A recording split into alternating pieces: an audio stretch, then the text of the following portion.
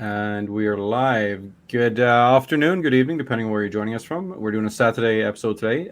Swally Swede with the CUSF. We've got Michael Stone with us today, and then Trevor from Slamfire Radio. And as always, we got Dave, the president, with us. Say hi, Dave. Howdy, howdy. So, I just want to take a moment here to acknowledge our sponsors. Big shout out to the Cabela's Outdoors Fund, our headlining sponsor. Really happy to have them on board. In addition, we have Beretta, Vortex, Stittsville Shooting Range, and Safari Club International. So, big thanks for all those organizations for sponsoring us and really lowering that barrier to entry for the shooting sports at the university level. Just some quick updates in terms of CUSF news. We got our fall semester charity draw wrapping up on the 23rd. So go to our web store for your chance to win a pretty sweet little Saratoga B22. Those we had two new clubs pop up this last week. So we got one out in Atlantic Canada out of Halifax, and one out in Brandon, Manitoba. So nice to see those guys get rolling and add to our community of university sports shooting clubs. Nice. That makes us coast to coast officially, right? Yeah. And how far north do we go? Do we have that coast as well? No, not quite yet. We'll get there. We'll get there. Okay. So, Michael Stone, who are you? Okay, so I've been involved with the CUSF for a couple years now. I am the club's manager, or club's director, I suppose, is my official title. So I help manage all the clubs and connect them with the CUSF. And beyond that, I started the UBC club a few years ago. That was really how I got into this. And then in terms of shooting sports, I compete in IPSEC and 3-gun. I shoot a little bit of trap and skeet and other stuff on the side. So that's kind of my background with handguns for this topic. Nice. And Trevor, you're Slamfire Radio. Yeah, I've been one of the founding hosts of Slamfire Radio since its inception way back in, we were trying to figure this out a while ago. It's going on a decade now, pretty much. We're the longest running pro gun podcast in Canada, and right now one of the longest running pro gun podcasts, period. We've got almost 400 episodes in the can already. And everything I'm going to say now is former, because I've recently had to resign from all of my positions because I'm currently enrolled in a master's program. But former match director at the Rescue Gun Club and pistol section coordinator. So I was, while I was doing that role, I was the match director for SummerSlam, which is one of Canada's premier level 3 IPSEC matches. I was also the training coordinator for IPSEC New Brunswick, where I would teach RO courses. I'm an IPSEC range master, and I also would mentor and train new black badge instructors, as well as facilitate black badge courses myself, put on IPSEC style shooting courses with my former co-host Matthew McClatchy. I've done some training on my own as well, taken a bunch of classes with Canadian production champ Alex Burdett, and right now the only shooting I'm doing is IPSEC, if and when there are IPSEC matches happening, either indoor or outdoor. Our outdoor steel challenge matches will be starting up in the Fredericton area here soon. They're just very fun, informal, club level style steel challenge matches where there's some static steel plates that we shoot at just to keep the cobwebs knocked off during the winter months. So I'm looking forward to that starting here very shortly. Well, holy fuck, that's quite the resume. I kind of condensed it. Yeah, you came highly recommended from our new friend Kelly from last episode. Kelly, Slamfire. Never heard of her. Oh, that Kelly. Okay. So we're doing a dry humor episode. Oh, okay, gotcha. It's the only humor I have. Yeah, there you go. Yeah. You're an East Coaster, right? Yeah, that's right. Okay. Yeah. So on the comment section here, Nikki says SummerSlam best IPSEC match in Atlantic, Canada. Some would say Canada, but who am I to argue with Nikki? I know, right? So today we're talking about handguns, which I think is kind of the end of the spectrum when it comes to firearms ownership. Most people, we were talking last episode about rifles, and usually that's where most people get into firearms, is with a rifle. Now, the first couple of episodes we've done so far has very much been the entry level, getting into guns, getting licensed, buying your first gun. We had a gun store owner for that. We had a firearms instructor on for the other part. So for the people who don't know, IPSEC is what? Michael?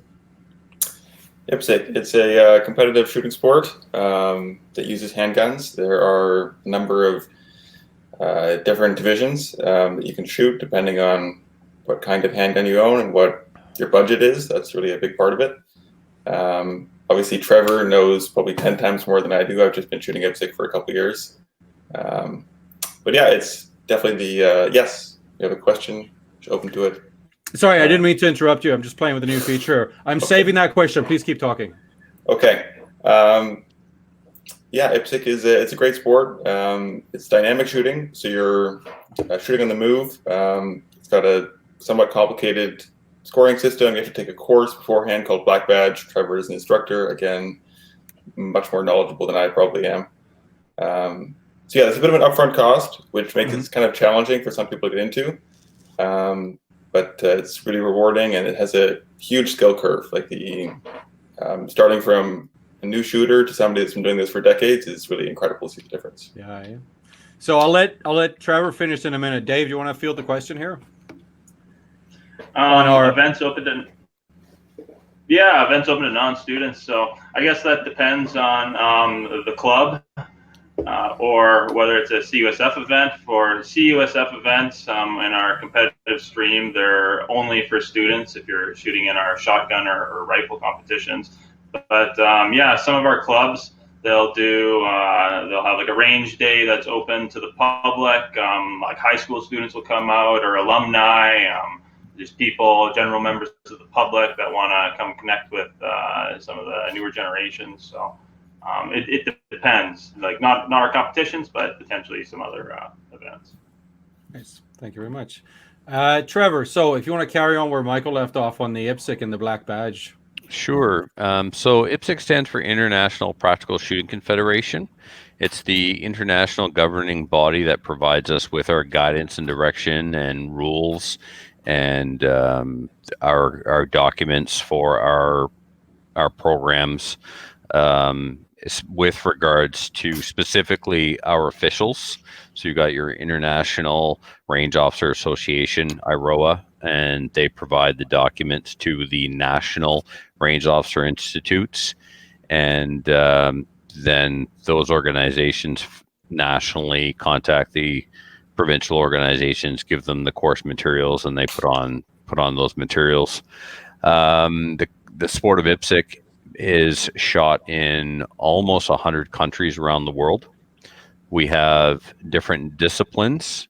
We have the handgun discipline, the rifle discipline, the shotgun discipline. There's also mini rifle, which is an IPSEC game for 22s. And then there is actually a discipline called Action Air, which is a IPSEC rule book for airsoft in countries where you're not allowed to actually own civilian ownership of firearms. So predominantly here in this country, although IPSEC shotgun and IPSEC rifle are catching on, we actually had our first IPSEC shotgun nationals occurred in Ontario maybe last year or the year before. But no question, globally, the dominant discipline is handgun. Mm-hmm. And in the handgun discipline, there are multiple divisions. And the division is the type of gun that you're using and where it fits. Your division is your gun, your category is your age and your gender. And so you've got the production division, which is basically the gun is unmolested, unmodified factory gun. Now, originally would have been intended for like Glocks and M&Ps, but IPSEC is a game. It's a sport, and the rules are written in such a way that manufacturers build a gun to suit the rules. So you end up with a race pistol that is thousands of dollars in the production division. So you could have one of those fancy CZs or fancy Tanfogos, or like what my sponsor, Calgary Shooting Center, provided me with, a Phoenix Redback. And it's based on the CZ platform, but it's $4,000. So the production division is not necessarily for newbies or cheap guns. Just because it's production division doesn't mean that it's Glocks only. You know what I mean? Yeah, last episode on the rifles, we talked about that as well. And they had the production, the stock rifle, but there was also a dollar amount to that. But I guess there's no such thing here. No, what there is here is that the companies have to produce X number per year to be on the production list. Yep. It actually has to be on the production list. And there's very few modifications can be done to the gun, and almost all of the parts, with the exception of the sights and now even the trigger group, have to be OEM. Other than that, yeah. So the only parts that are not allowed to be OEM is the trigger group and the sights. Everything else has to be original equipment manufactured. And then you've got production optics, which is the same gun with a red dot on it. Then you've got your standard division, which is pretty much 40 caliber pistols. Mm-hmm. And they're pretty much always based on a 1911, 2011 style platform. Single action is another big determining factor of the standard division, where production is either striker fired or double action, single action. Like your CZs, your Berettas. We've got after that production optics, standard, and then open. No one cares about revolver, but I guess that's still a thing. There's some more dry humor for you.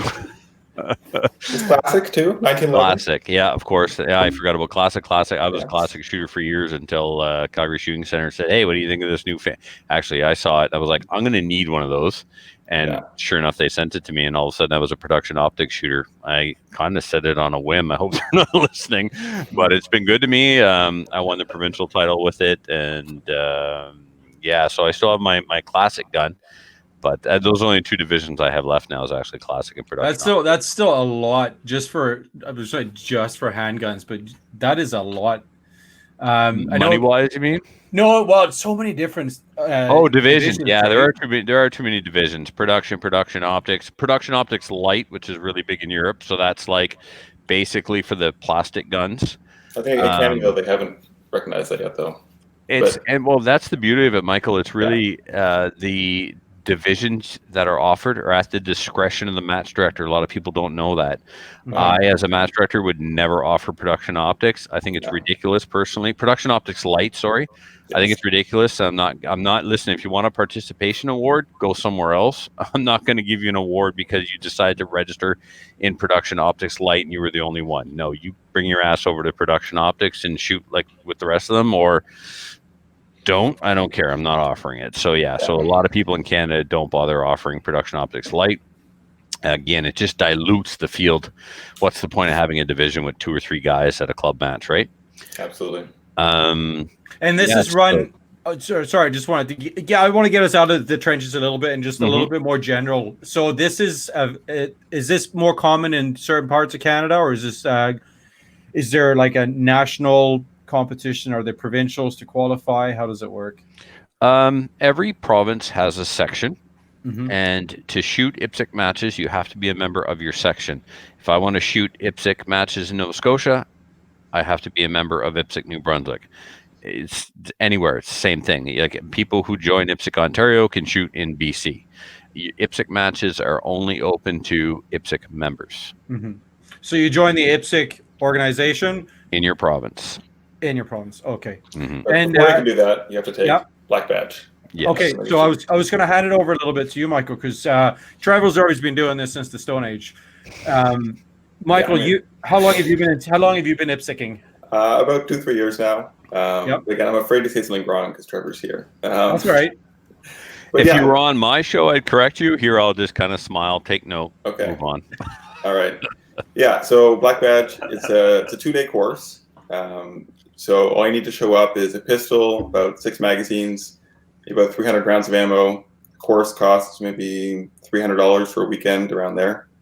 And that also includes your first year, usually, of your IPSEC membership. Yeah, Michael, you're not saying anything wrong, but a caveat to that is although it's a national program. A black badge, by the way, is only in Canada. Other countries don't have a black badge. Some are starting to come on board. They're copying ours. Even though we're all provided with the same black badge material, every province seems to administer the program differently. So when you're talking about 2 days, it's a minimum amount of hours. Sometimes they stretch it. The way we do it here is it's coursework Thursday night, Friday night, or sometimes a really long 6 hours on Friday, 10 hours on the range on Saturday. A level 2 match is required, and there's debate over that. Again, how the program is administered varies from province to province. So if you're listening and you're in BC, it's going to be done one way. If you're in Ontario, it's going to be done another way. If you're in New Brunswick, it's going to be done another way. Just because it's supposed to be done the same way, or it should be done the same way. There's a lot of varying opinions on that too. The point I'm taking a long time to get at is check with your local IPSEC section. Typically, they have a training coordinator or a black badge coordinator, and find out what their specific requirements are, because they do vary from province to province. The amount of time you have to put in when you actually get the black badge, and how many rounds and all that good stuff varies. I like our system. We go classroom Friday night, qualifiers on Saturday, level 2 match on Sunday. Here's your pin, here's your certificate. You're no longer my problem. Go. Yeah, that's good. I think we should discuss this kind of from a student's perspective, though. Yeah, so starting out, Michael, you got into IPSEC because... Yes, so I had a friend named Edward who was into IPSEC, and I discovered, I searched far and wide, and in the university of about 40,000 people at UBC, I think there's maybe about 2 or 3 people with a black badge. It's a very small number of people, especially people between ages, like 18 and 22, which are mostly university students. It's a very small number of people, because there's a lot of stuff that you have to have access to make it happen. Like, number one, you really need a car. It's a hard thing to do if you do not have good access to transportation. Then it's a chunk of cash. You need about $1,000 on the low end. That'd be tough even. You need, I'd say, like $1,500 at least to really get into it, to buy yourself a half decent handgun, the holster setup, a case of ammo, plus the 2 or 3 day course. So it is an investment. And then on top of that, you don't want to have your black badge course be the very first time you shoot that pistol. You want to probably put at least 1,000 rounds through it before. The instructor that taught me said that you want to be able to hit a 8.5 by 11 piece of paper at about 25 yards consistently. If you can do that, you're probably good enough to start shooting IPSEC. Other small things, like just learning how to load and unload your handgun, clear jams, that kind of thing. I've definitely seen people who show up and have issues with that, which is a little embarrassing, I think. Yeah. No, the black badge course it's not a driving course. It's the driving test. You need to know how to shoot before you get there, right? Correct. Yes. It's a certification course, not a training course. A lot of people say, "Well, I already know how to shoot." Good. Come prove it. Right? Yeah. We're not there to teach you to shoot. We're there to certify that you already know how to handle your firearm safely and can be accurate with it. Basically, to prove that you're competent enough to shoot IPSEC. Now, that whole philosophy is changing, because back in the day, IPSEC was used to give people who were already into handguns a place to use their handgun. But a lot of people now, believe it or not, get their license just so they can go IPSECing, right? And so the philosophy of the purpose of the black badge course at the national level, the conversation is happening about, we are not retaining people because we're not actually training them. They're supposed to come to us knowing how to shoot, and they don't. And then they struggle through a match, they suck, they get discouraged, they quit. So maybe that's the thing, right? Like, results is motivating, and being crap at something is really disheartening. Speaking about go ahead. So for the black badge, I guess, to clarify for our audience, is it kind of just like a certification to guarantee that level of safety during the match, like an IPSEC match? It's two-part, theory and practice. There's a written test, an open book written test that you have to pass. So you have to show knowledge of the rules, and you have to show competency with your handgun and accuracy. Yes, and the third part too is actually going to a match, shooting the match, and not being disqualified, which sounds easier than it actually is. I have seen people DQ themselves on their very first match, it's a tough thing. And that's typically what, safety issues? Yeah, safety issues. There's common ones. Breaking 90 with the handgun, or reloading with your finger on the trigger, that kind of thing. Or moving. Right. Moving is a big one. They forget to take their trigger finger off the trigger and out of the guard while moving. Like that one and the two Michael said are what get the newbies every time. Dave, any handgun experience? Just casually plinking with my 1911. I mean, last time I was out with Vancouver, actually, Michael taught me pretty much everything I know in pistols. So. Nice. I went for a range day at POCO. That's good. Yeah. Oh, up on the what's it called? The POCO District, blah blah blah. That one there. Yes. Okay. Yeah, the Port Coquitlam District Hunting and Fishing Club. That's my home range up on Burke Mountain. Yeah, mine too. Oh, very good. Yeah, I just joined. I just joined this fall. That's good. Okay, we should meet up. How far are you guys from Abbotsford? Sorry, Dave. No, go ahead. Well, for me, I'm in North Vancouver. Abbey is a little far away from me. I have been there. It's a beautiful range, and I would love to be a member if it wasn't like a 2-hour drive. A lot of the BCIT guys head out that way. I know they carpool out there when they go shoot. They do. Yeah. It's a great range. They're expanding it, which most ranges can't say they're doing. They can only go one way. They're kind of stuck against a mountain, but you're right. Absolutely amazing range. When I go to Vancouver, normally pre-COVID, I would go to Vancouver every 2 years, and North Vancouver is where we stay. And I usually take a trip out to Abbotsford every time I'm out there, because that's Rod Giltaka's range. So we usually find our way out there. But yeah, it's a haul from North Vancouver. It's a day trip. Absolutely. Yeah. Another great one I'd mention too is the Thompson Mountain Sportsman Association in Pitt Meadows. Yeah, they're a great little range. They're in a very narrow valley, which allows them to have excellent backstops on both sides, so you can have ranges facing both directions. Nice. Those were the two I was considering, and I ended up joining the other one. Yeah, but they have a really awesome IPSEC group, and they used to have a really great speed steel event about once a month, but some sort of internal politics have shut that down. But anyway. Cool. We had a question come up here. I'm going to go back to. This is from Matthew. Who'd like to field that one?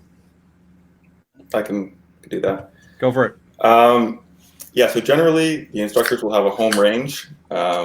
So you can just go on Google and look up, say, your city and black badge course. You'll probably find someone, and they have a deal with a range that you'll have to go to them. I suppose if you had enough people, if you had maybe like 6 people, you could get them to come to you, but that'd be kind of a hard thing to do.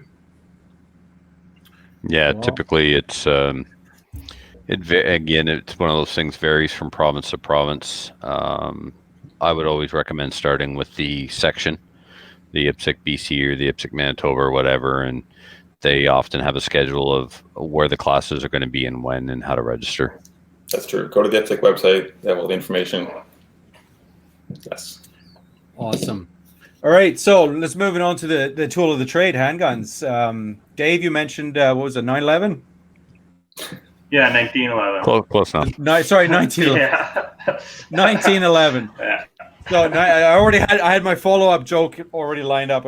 So that's very much the SKS of the handgun world. Oh, geez. I disagree. Oh, really? Yeah. I mean, it's an early design, so in that sense, yes. But in terms of the accessibility, in terms of price, I would disagree. Yes, you can buy a $400, $300 Norinco 1911. That's a hot piece of garbage. But anything decent is going to be a lot more than that. So in terms of, maybe we're talking about like entry-level handguns. Is that kind of where we're going with this? Well, I want to hear more about Dave's piece of garbage. Yeah, it's a Norinco, exactly the model. But no, I don't know. She shoots all right for $300 fucking price range. So I've had some of them do. But I don't. I mean, like maybe the metal is good, right?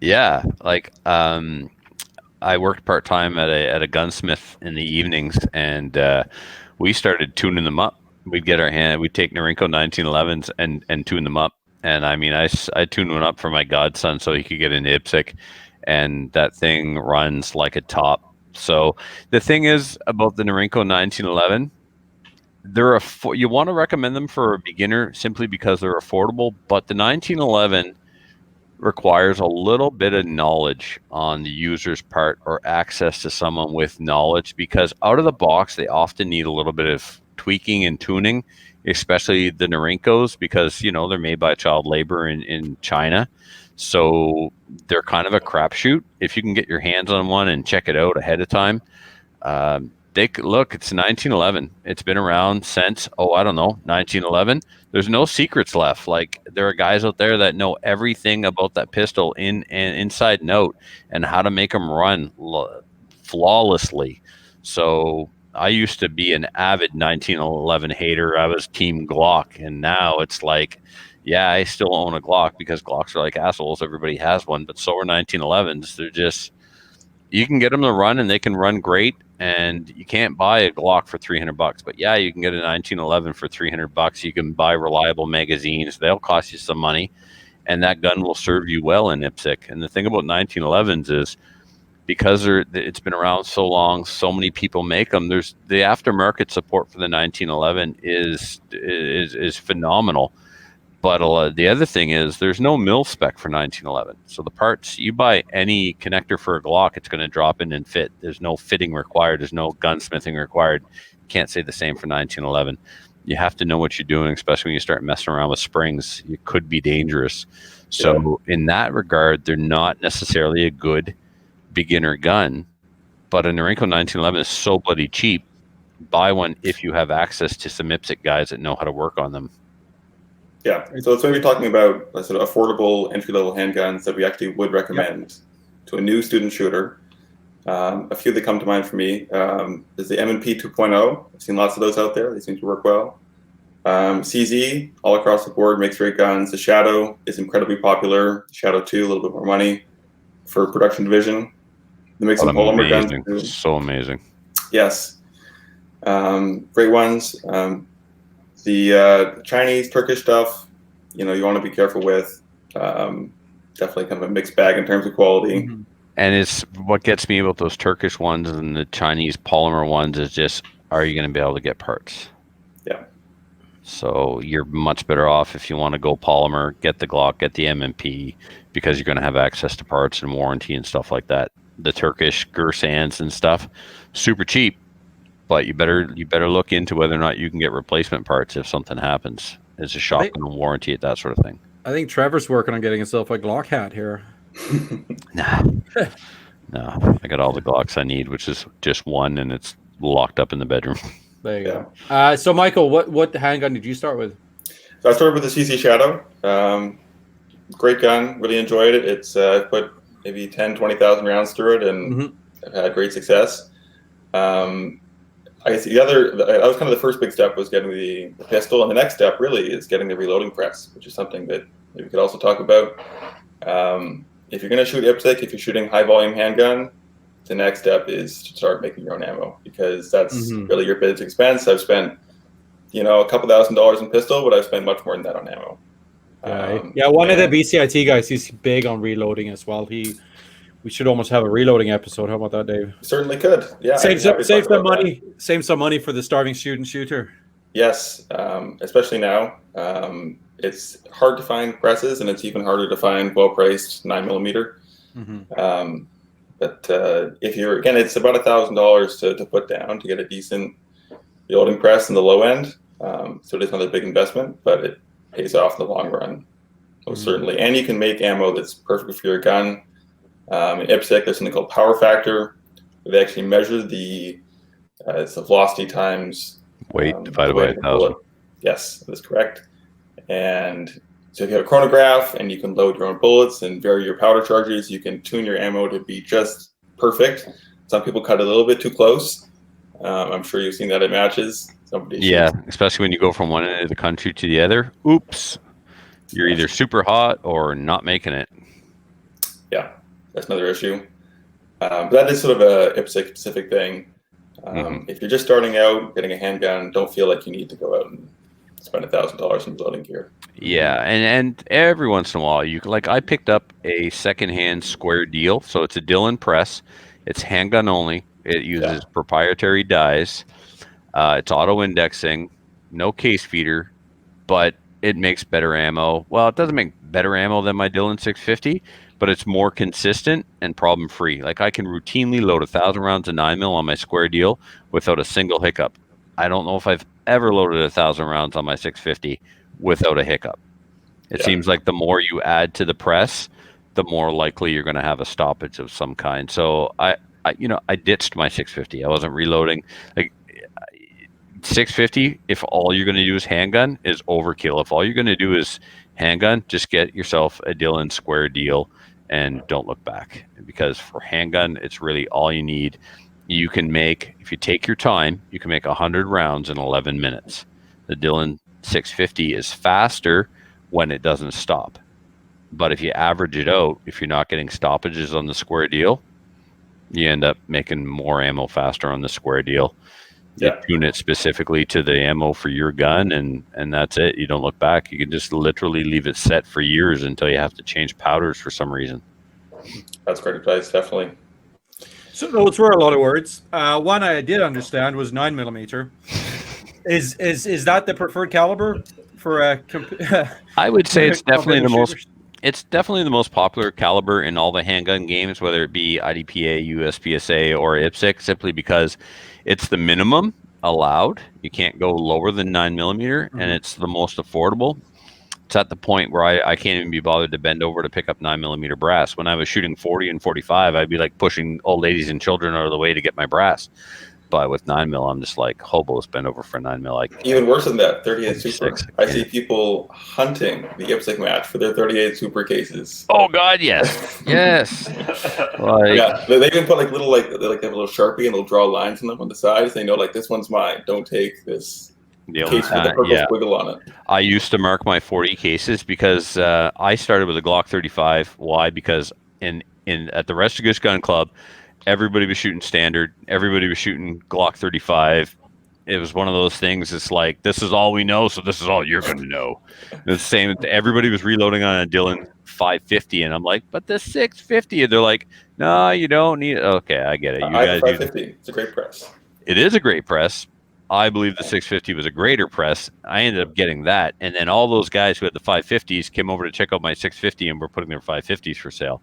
But like I said, I've since gone backwards to the square deal because I'm not progressively reloading rifle anymore. So I don't need a 650 anymore. So anyway, so to answer your question in a long-about way, 9mm. It's just it's the cheapest ammo that we can use in our game, right? So is there any? Go ahead, Michael. I was going to say, it's definitely a consideration too for some other divisions in IPSEC. So if you think like, oh, I want to get into standard, don't go into standard thinking you can shoot 9mm because you're not going to be competitive. You're kind of forced to shoot 40. And if you open is probably something most new shooters wouldn't even consider. And yes, some people do shoot 9 major, which is its own crazy little thing. I did for a year. Good time. Greasy little thing is right. Yeah. No, there's no need for a 38 Super anymore. No, but you're living on the edge though. Right. Are there any competitions for the 22? 22 is something we came up a lot when we talked on the rifle episode. Handgun, no. Handgun, Speed steel.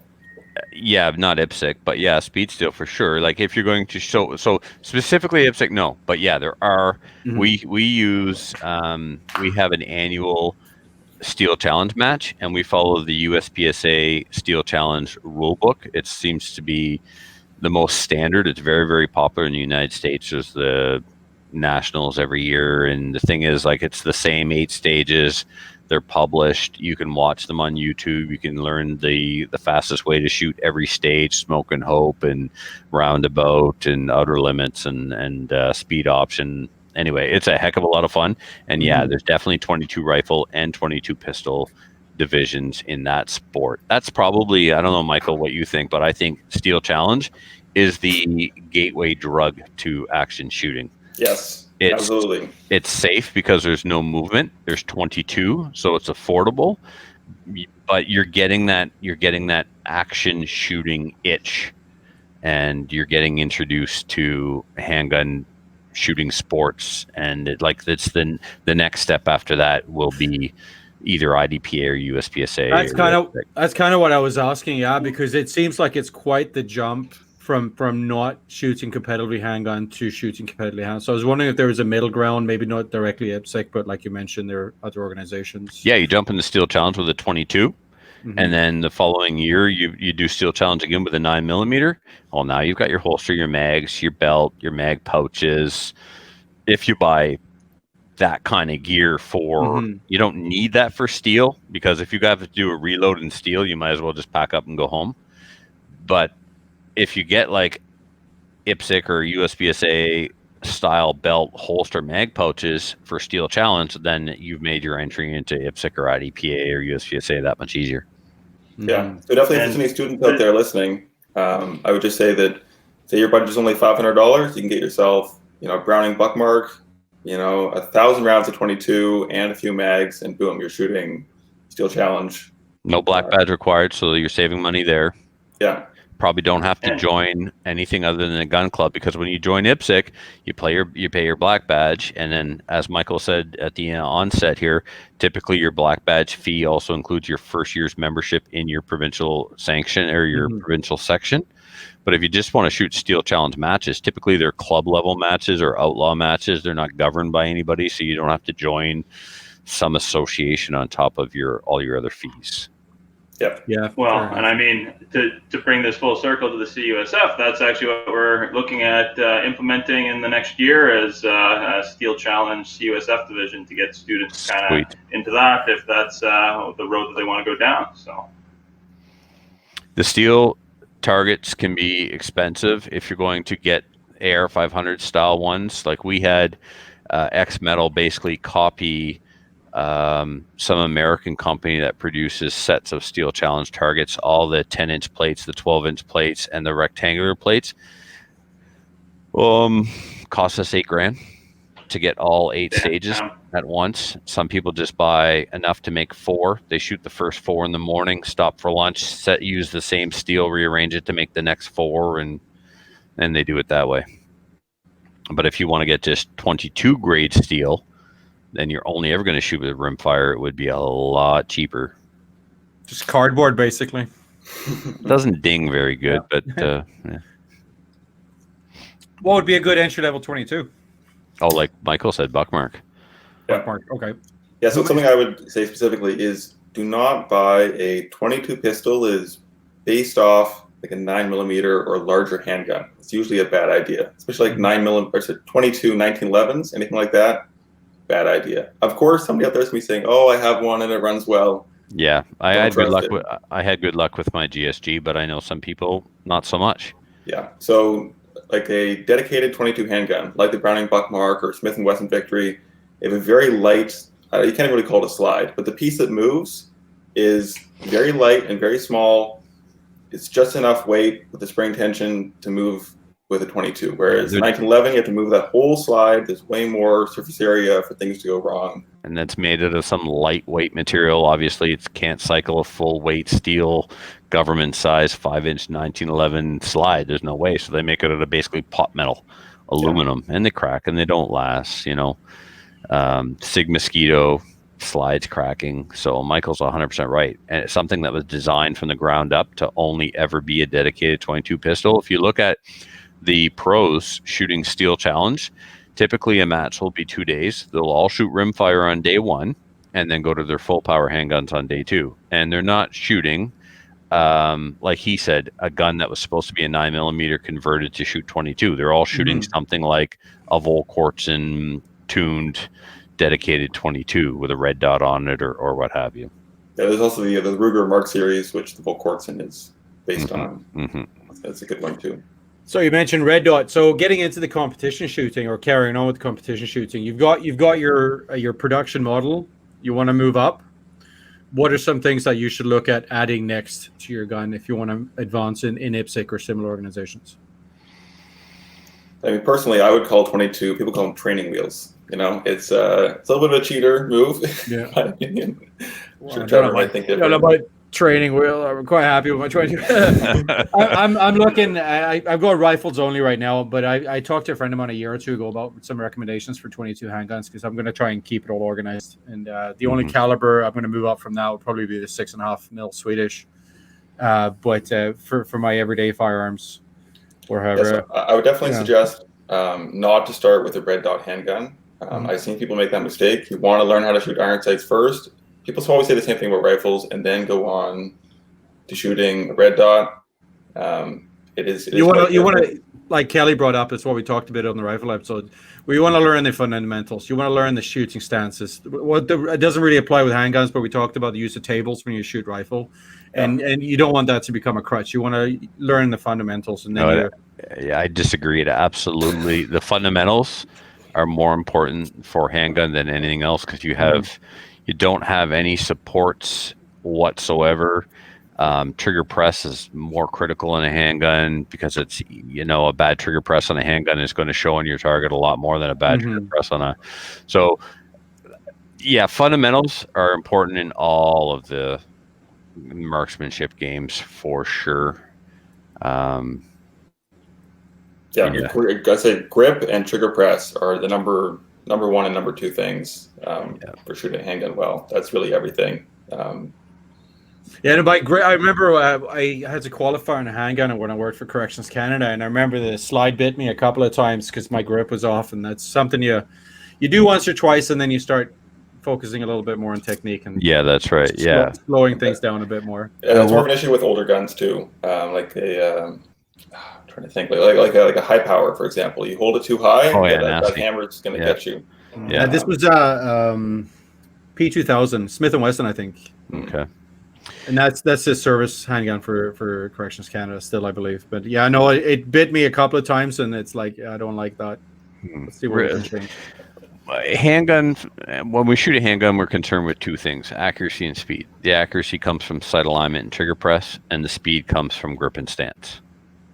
And those are your fundamentals, and then you can break them down a bit more. But in general terms, accuracy and speed, accuracy, sight alignment, trigger press, and then speed, grip, and stance. If you're not holding it correctly, then it's going to recoil more than necessary, which is going to slow your shooting down. You want to shoot quickly. You don't want the gun to recoil any more than absolutely necessary. And to control that recoil is going to come from how you hold it and how you stand. When I was a mechanic for a little bit at Harley, and one of the guys that helped train me said, first get good, then get quick.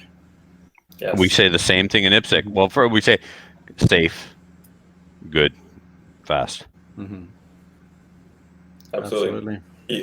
Another good IPSEC saying is you can't outrun your misses. No matter how fast you go, if you're not getting the hits, your score is not going up. That's right. And you can't miss fast enough to win. Doesn't matter how fast you blaze that stage. If you didn't hit anything, it just looks great on Instagram. You know who's some of the Instagram people just post their videos. The guys winning post their videos and their scores. Yeah. Certainly. Good thing to look for. All right, so this is a question I usually ask a lot of people here. What's your next gun? What's your next gun, Trevor? Handgun or anything? Handgun specifically. Or whatever you currently... I don't know if you have a version of Kelly's $4 million rifle. No. But if you or whatever gun you currently shoot the most, if you have any accessories you want to bolt onto that.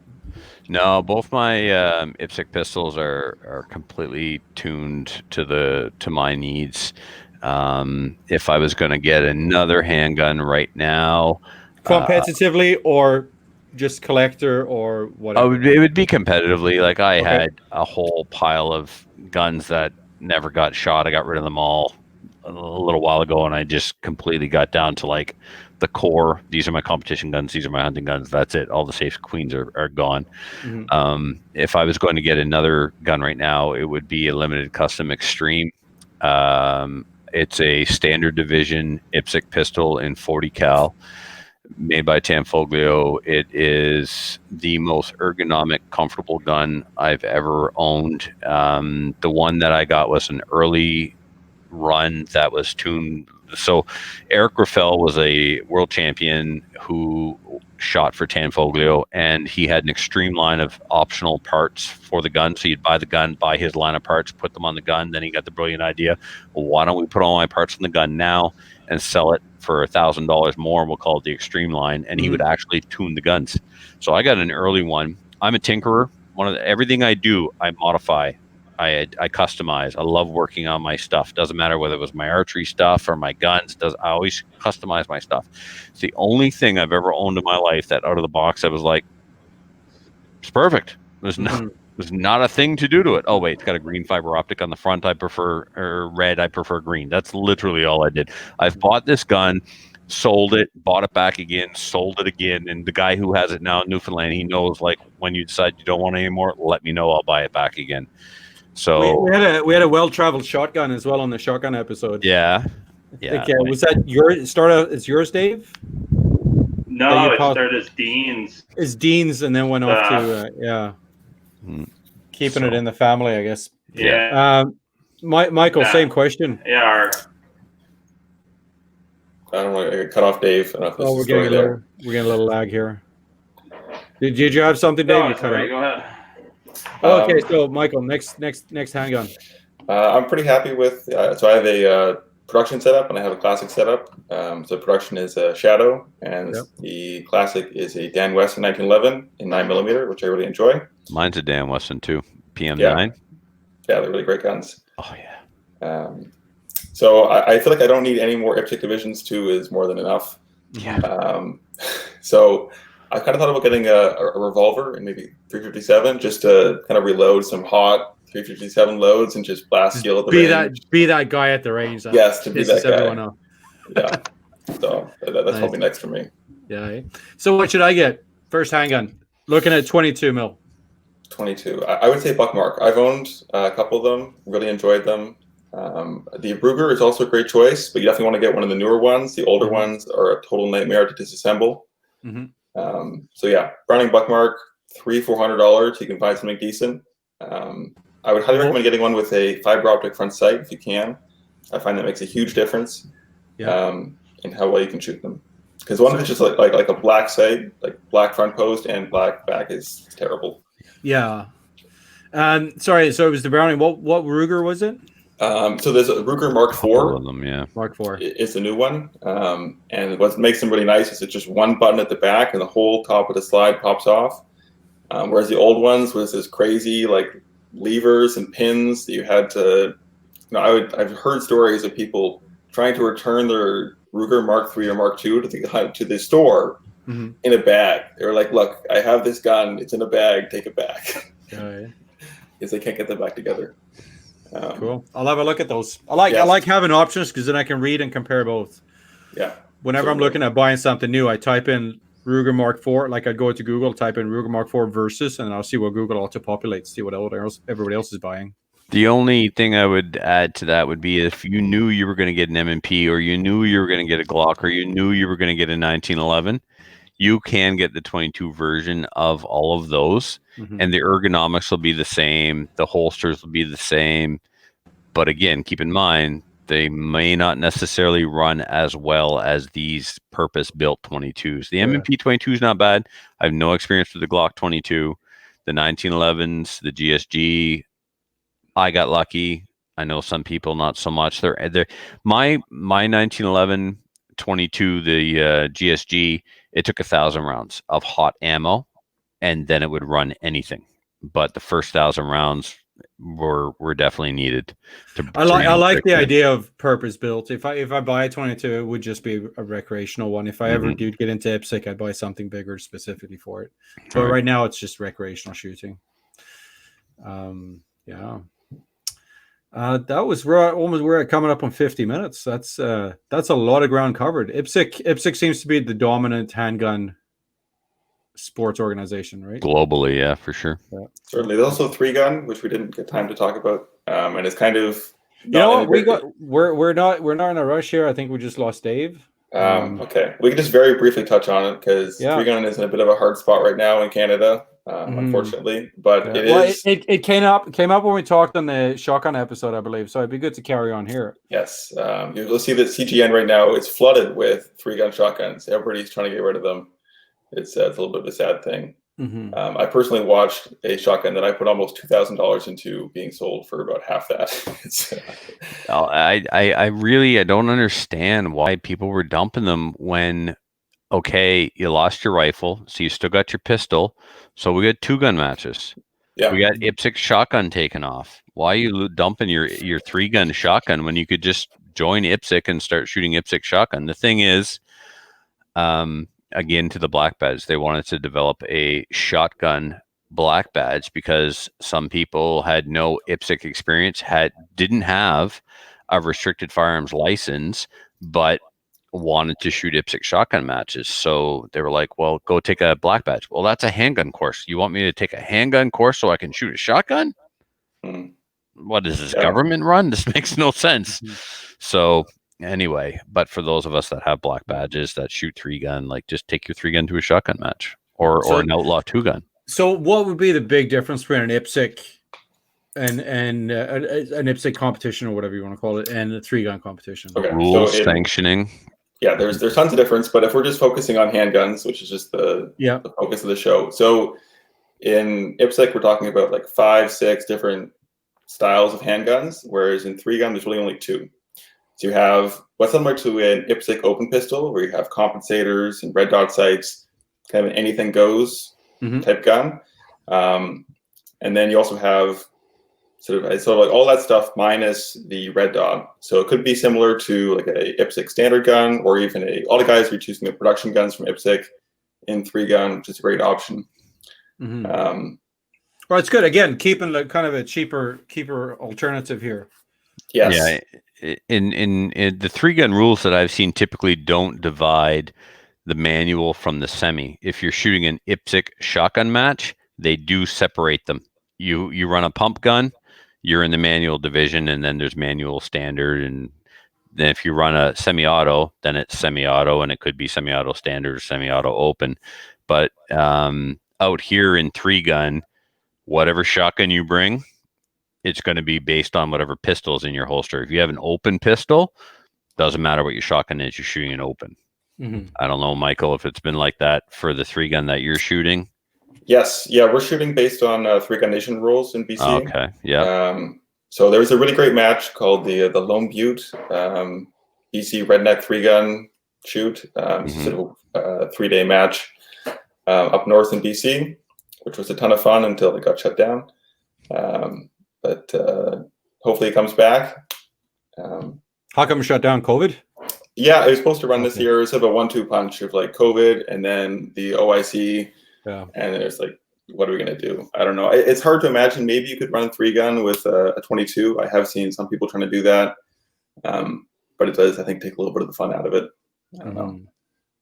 Yeah, I won't do it. Like if I got to run a 22 in a 3-gun match, I'm going to find another game to play.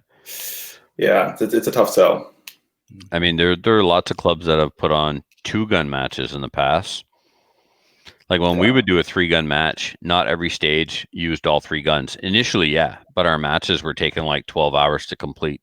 So we cut back on the amount of stages, and then we would cut back on the amount of stages where you actually used all 3 guns in the same stage. So we'd have like a shotgun rifle stage or a shotgun pistol stage or a shotgun rifle stage or a shotgun only stage. So the transition into 2-gun, to me, seems like a no-brainer. Grab your pistol, grab your shotgun, and let's go have a 2-gun match. And what I like about shotguns in a 2-gun or a 3-gun is typically reactive targets. A clay pigeon that goes up in the air, clay pigeons that you bust, steel that you knock over. Shotgun's very versatile. You can do slugs on paper, you can do buckshot on paper, you can do birdshot on steel and birdshot on clay. It's the only firearm that we take to an action shooting game where you have so many different targets that you can use. Certainly. Yeah, I think the only downside, at least I've heard some match directors that are hesitant to run a pistol shotgun match is because they feel that the shotgun takes more time to reset. And really... It sure does. Yeah, which is a bit of a challenging thing. So that's something, again, to new shooters, if you haven't shot 3-gun before, IPSEC, usually you're looking at maybe 6, even maybe 7 stages in a day, something like that. 3-gun, maybe 4 or 5 stages in a day. They're really slow. That's kind of the downside of 3-gun. Yep. all hands on deck. So I've got a follow-up question here. I'm going to split it one for Trevor and one for Michael. I like very much having an antagonistic view on discussions. So if somebody were to get into handgun competitions, what kind of a person would choose IPSEC? And that's for Trevor. Someone who likes formal, structured, organized, something with it's bigger. It's a bigger organization. It's prestigious. It's international. It's in more.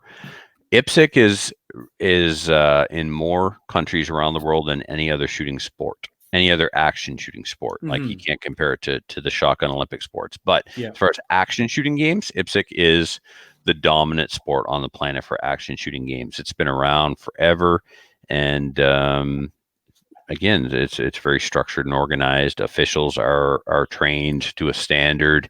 It's a sanctioning body. If your club holds an outlaw match and there's an accident, best of luck. We've had people injured in IPSEC matches. Quick and dirty little investigation. All of our officials are trained by an international standard. All of the competitors are trained and had to prove that they're competent to be here. And it's like it checks all the boxes, and then they just leave you alone. And a man died in BC. IPSEC is moving on. If someone gets killed at an outlaw match that wasn't sanctioned by anybody, you could lose the whole club. Yeah, that was unfortunate. Incredibly so. A few years ago. I probably don't want to go too deep into that, but I mean, we should say that it was the guy's own fault. It's not like somebody shot somebody. No, in fact, he was incredibly experienced. We'll say it was accidental.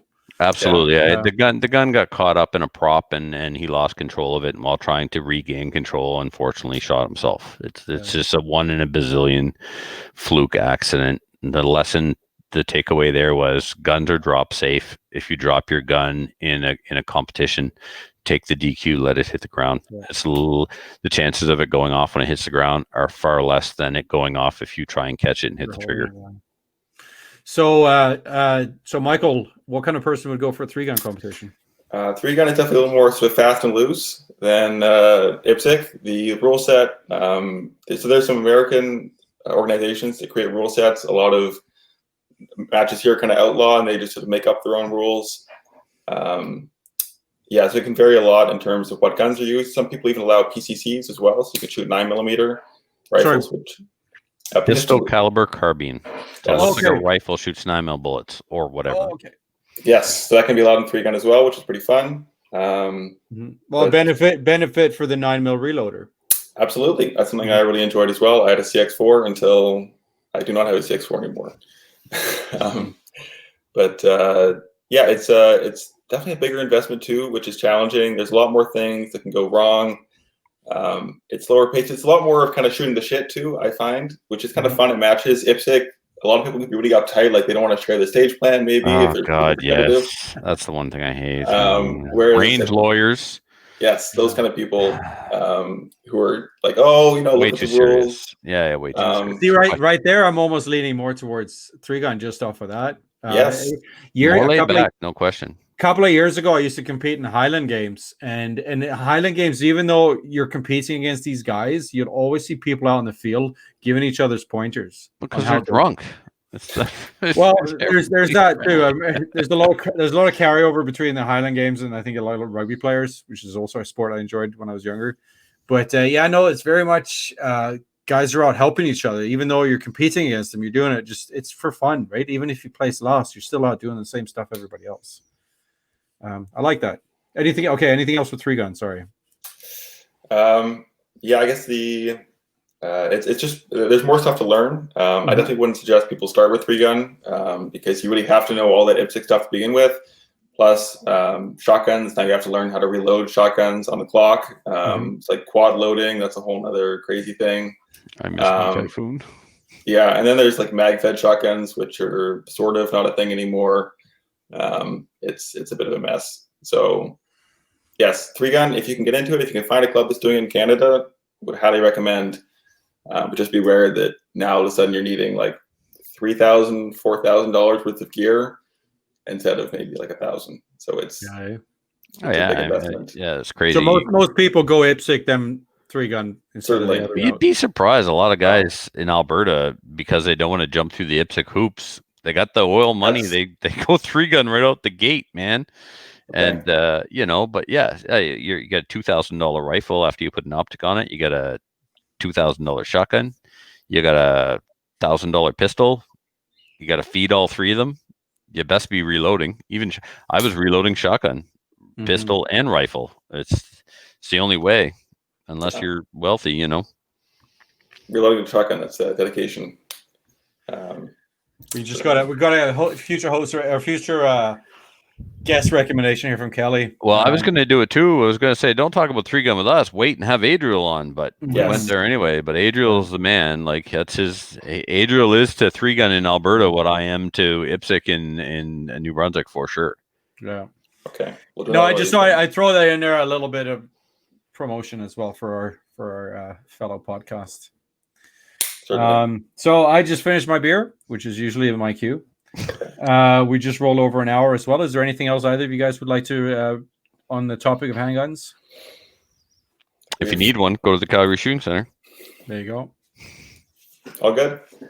All good, Michael. All right, I'm going to give a final shout out to our sponsors because we lost Dave at some point. So I just want to say thank you to the Cabela's Outdoor Funds. This is when you go to Cabela's and you round up your shit. I just had one beer. When you go to Cabela's and you round up your purchase, that goes to the Cabela's Outdoor Fund, which is something that they use to help organizations such as ours. We're also sponsored by Beretta. Beretta, they've been around since 1526. Vortex, veteran owned from America, joined the Vortex Nation. The Safari Club International, and also the Stittsville Shooting Range. I want to thank all of those for helping make this podcast possible. I'm going to hit end here at podcast. Please stick around. I'm going to talk to you guys in a bit. And I just want to say thank you to all our guests and all our viewers for chiming in. Have a good night, guys. Yeah, thank you. Thanks, everybody.